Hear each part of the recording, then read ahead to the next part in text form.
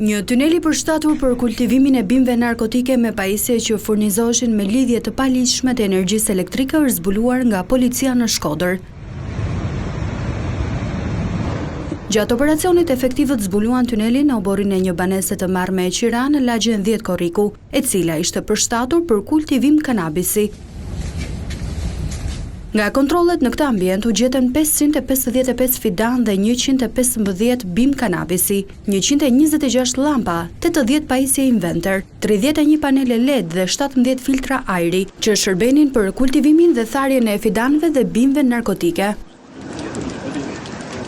Policia gjithashtu arrestoi në flagrancë 2 autorët e dyshuar, ndërsa u vu në pranga një punonjës i OSHE-s dhe u proceduan penalisht 3 të tjerë për shpërdorim të tyre.